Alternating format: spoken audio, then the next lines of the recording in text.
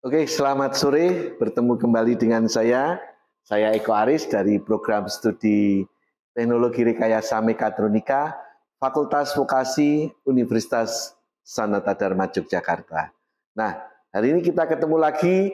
Kita masih akan membahas tentang pemrograman logika sekuensial PLC, tetapi kita akan coba menggali lebih dalam lagi supaya teman-teman tidak usah khawatir, tidak usah takut, karena nanti ini akan bisa menunjukkan bahwa ternyata untuk pengendalian apapun, baik motor stepper, motor AC 3 pas, elektroneumatik, elektrohidrolik, motor servo, nanti logika dan sekuensial ini akan bisa digunakan dengan baik.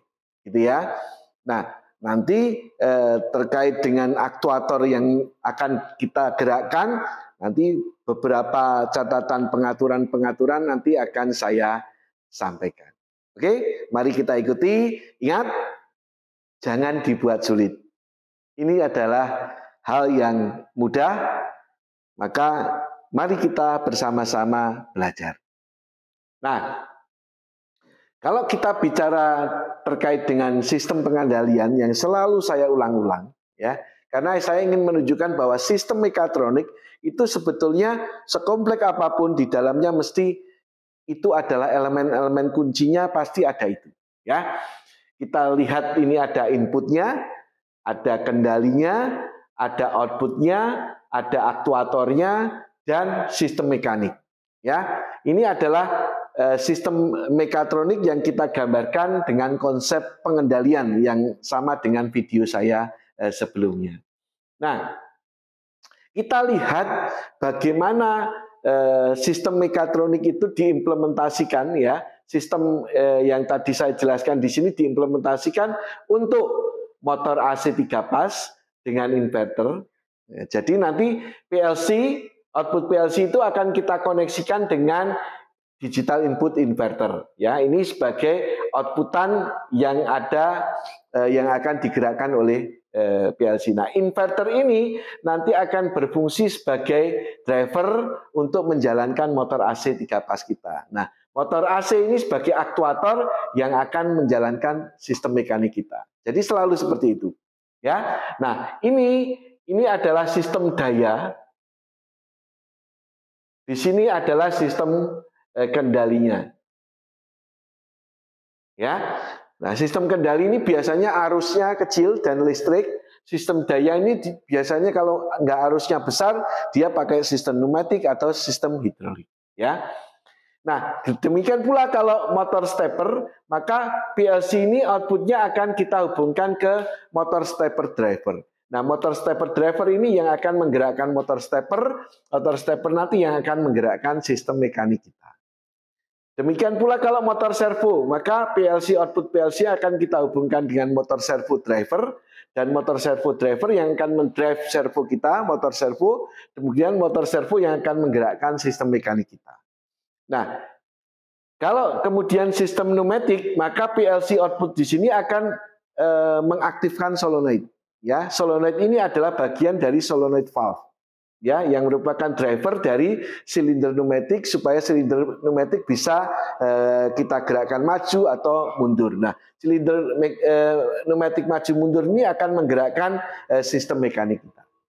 Ya, demikian pula kalau sistem hidrolik, gitu ya. Maka di sini output PLC akan kita koneksikan ke solenoid, ya. Solenoid ini bagian dari solenoid valve yang merupakan driver dari silinder hidrolik, bisa motor hidrolik, ini tadi silinder pneumatik, bisa motor pneumatik, gitu ya, yang akan menggerakkan sistem mekanik kita. Semuanya selalu seperti itu. Ya.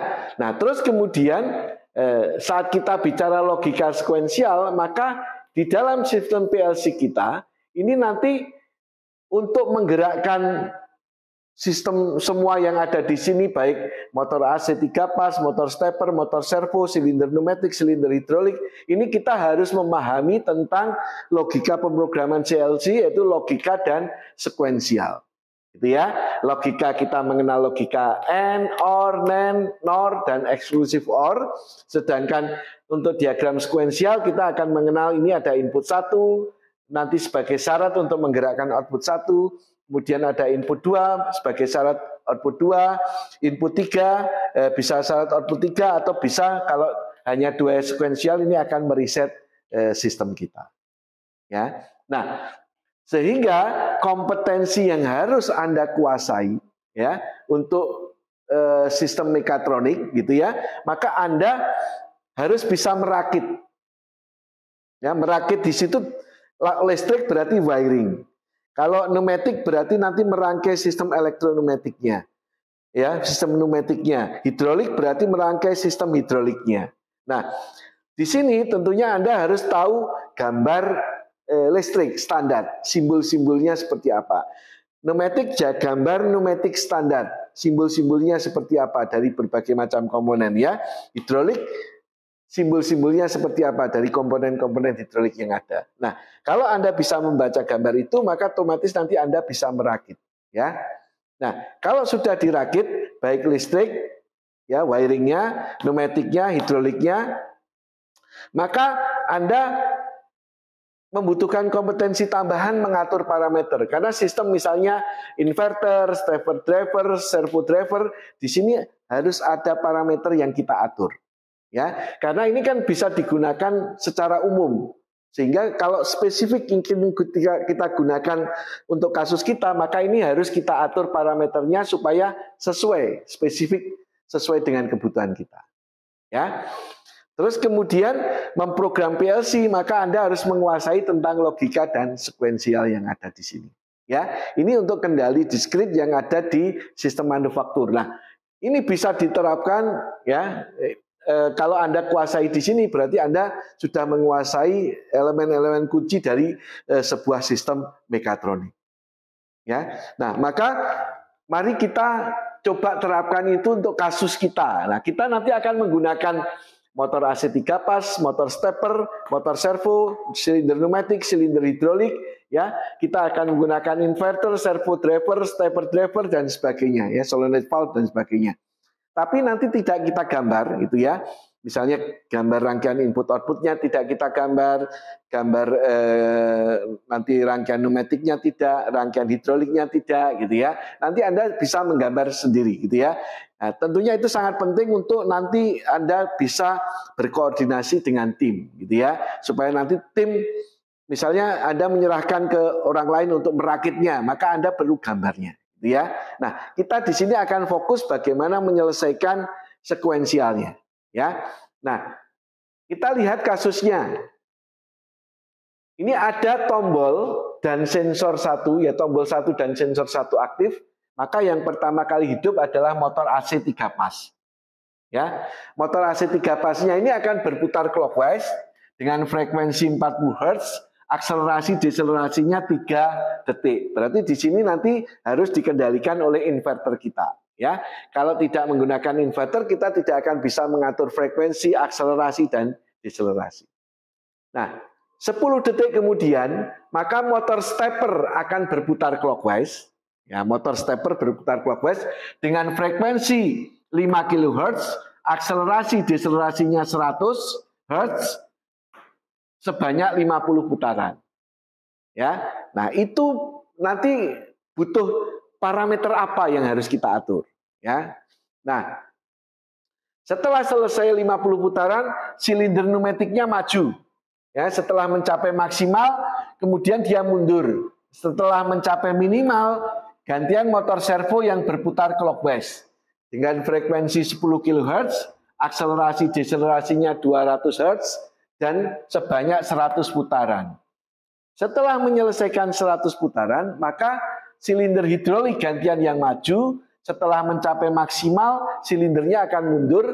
Setelah mencapai minimal, maka motor AC 3 pas ini akan mati dan sistemnya akan reset. Nah, dari kasus yang ada di sini, kita tentukan ya identifikasi input dan outputnya. Ya, input PLC dan output PLC. Nah, Karena kita menggunakan motor servo dan motor stepper, maka PLC-nya kita pilih. Karena di sini hanya 2 motor yang harus digerakkan dengan pulsa output, maka kita cukup menggunakan PLC CP1E. Ya, N40DT. Dan T di sini ini yang menunjukkan bahwa nanti transistor output yang bisa mengeluarkan pulsa output untuk mengendalikan motor stepper dan motor servo. Kalau kita pilih yang relay output, tidak bisa. Ya, nah CP1E itu yang tipe N juga. Kalau tipe E tidak bisa. Jadi CP1E E40 itu tidak bisa mengeluarkan pulsa output. Ya, harus yang tipe N. Ya, nah itu yang penting untuk pemilihan dari PLC kita berdasarkan kasus yang akan kita tangani. Nah itu sangat penting juga. Ya, nah input PLC jelas di sini ada tombol 1, ada sensor 1. Terus kemudian di sini silinder pneumatik karena ada maksimal minimal yang harus dideteksi, maka ini yang digunakan untuk pneumatik. Ya, pneumatik. Ini yang digunakan untuk hidrolik. Ya. Seperti itu. Jadi ini minimalnya, ini maksimalnya di silinder. Ini minimalnya, ini maksimalnya di silinder. Terus kemudian outputnya kita identifikasi. Nah, ini karena hanya satu gerakan clockwise. Nah, kita catatan nanti menggunakan inverter. Nah, inverternya misalnya kita menggunakan Panasonic VF0. Ya, yang biasa Anda bisa lihat di video saya bagaimana pengendalian motor AC3 pas menggunakan inverter Panasonic VF0. Terus kemudian nanti steppernya kita menggunakan Autonix yang 5 fase MD5 HD14 untuk drivernya. Terus motor servonya kita menggunakan Delta ASD B2 untuk drivernya. Ya. Nah ini yang nantinya akan kita gunakan. Nah kita juga nanti harus bisa mengatur parameternya ini inverter Panasonic. Anda bisa cek di video saya. Stepper untuk yang Autonix 5 fase yang itu bagaimana pengaturan parameternya Anda juga harus cek di video saya yang lain, bisa Anda lihat. Servonya juga ASD B2 yang Delta Anda bisa juga cek bagaimana parameternya itu harus diatur.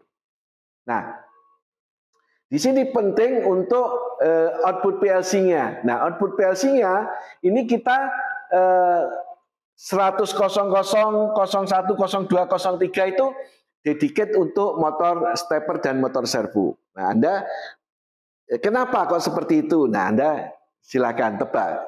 Kenapa kok saya menggunakan yang 100, 00, 102, 101 dan 03 untuk motor stepper dan motor servo? Kenapa kok ini tidak saya gunakan untuk inverter atau untuk solenoid misalnya? Anda silakan Anda menebak kenapa kok seperti itu, ya. Oke, jadi nanti untuk motor servo kita menggunakan 100, 00 dan 100, 02.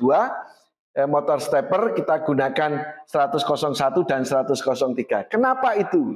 Kenapa 100, 00 kok sama 100, 02? Kenapa tidak 100, 00 dan 100, 01? Kenapa? Nah itu Anda harus bisa menebak. Lihat video saya untuk pengendalian motor stepper, motor servo, ya dengan menggunakan misalnya PLC CP1E ini bagaimana karakteristiknya. Nah itu yang harus Anda ketahui. Oke, terus kemudian kita untuk pin 5 itu kita hubungkan dengan 104. Ya, kenapa kok pin 5? Anda harus lihat video saya yang pengendalian motor AC3 pas dengan menggunakan inverter gitu ya dan PLC ya. Anda kenapa kok yang dihubungkan pin 5 gitu ya. Terus kemudian 106 dan 105 dan 6 ini untuk 1Y1 itu untuk pneumatiknya. 2Y1 untuk hidroliknya. Ya.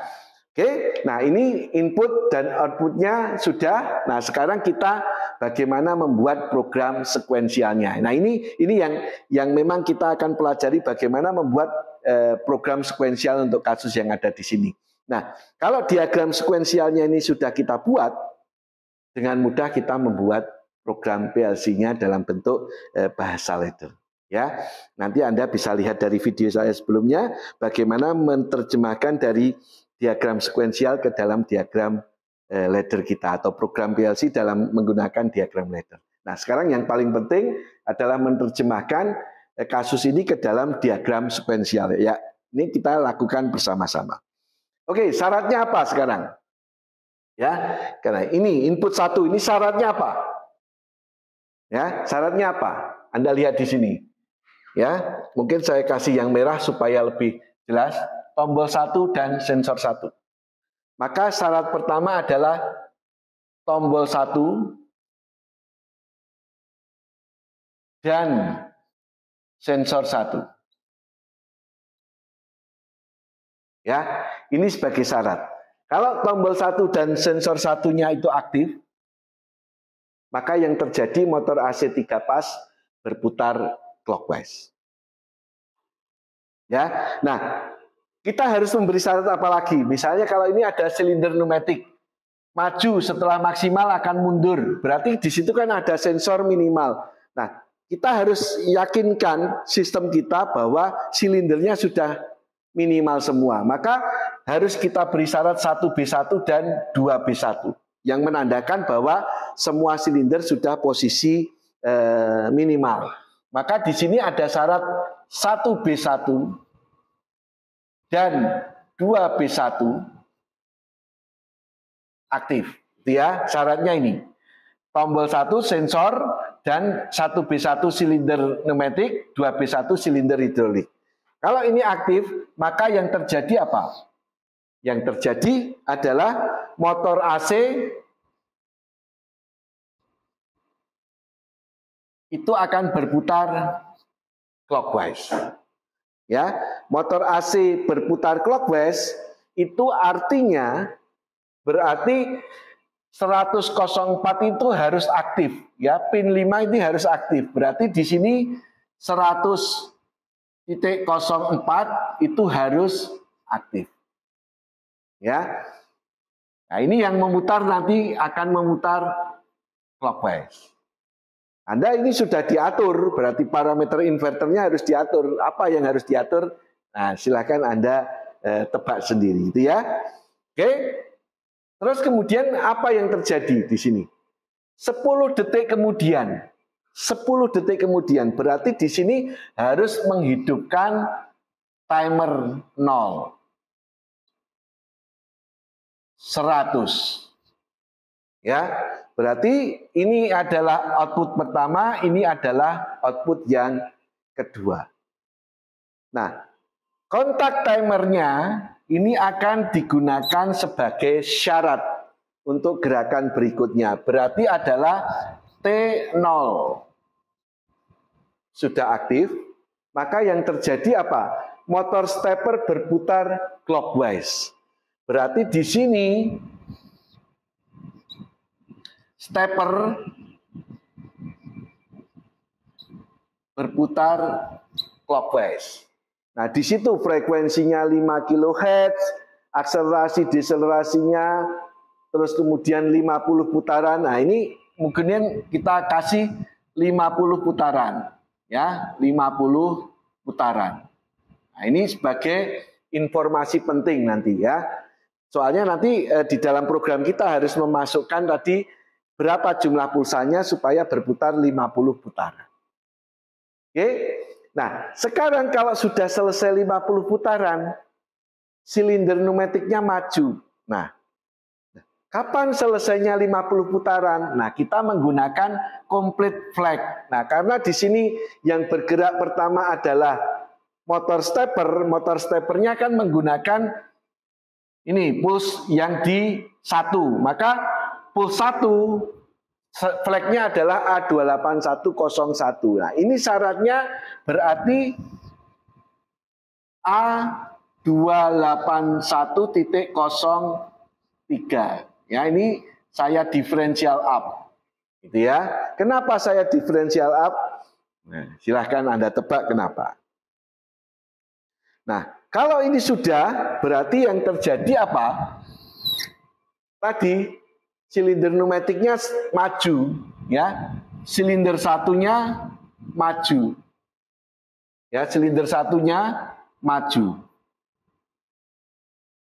Maju itu berarti 1Y1, berarti 100.05. Di sini sama saja, berarti 105 maju. Ya. Terus kemudian apa yang terjadi? Setelah maksimal, ini menyentuh apa? Nah, maksimalnya silinder 1B2. Berarti menyentuh 1B2. Berarti kalau 1B2-nya sudah aktif, maka yang terjadi silinder satunya mundur. Silinder satunya mundur. Ya, berarti di sini 105-nya harus mati. Ya, silindernya sudah mundur, motor servonya clockwise. Berarti kalau mundur apa? Menyentuh ya silinder 1 berarti 1B1-nya plus. Ya. Kalau 1B1 plus yang terjadi apa? Motor servonya berputar clockwise. Berarti di sini servo berputar clockwise. Ya, servonya clockwise, frekuensinya 50 kHz, akselerasinya itu diatur di parameter. Nah, yang penting adalah 100 putaran. Ini adalah 100 putaran. Ya. Setelah menyelesaikan 100 putaran, silinder hidroliknya maju. Tahunya kapan selesai 100 putaran?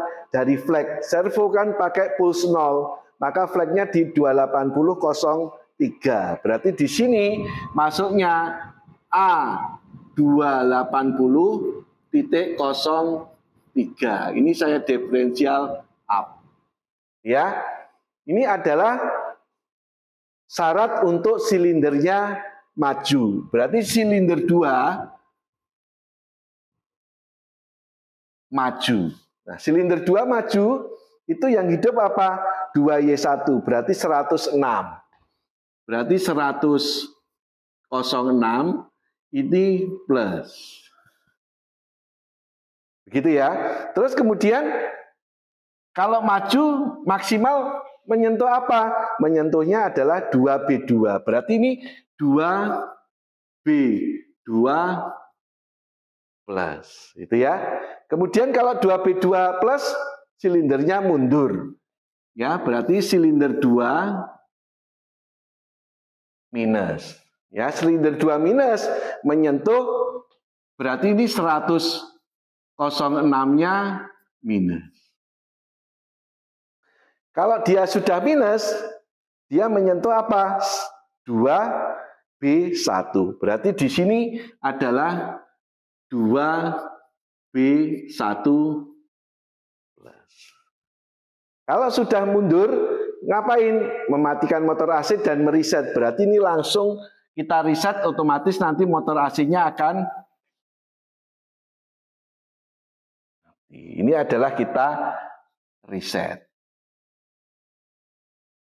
Nah, seperti itu. Ini adalah diagram sekuensialnya.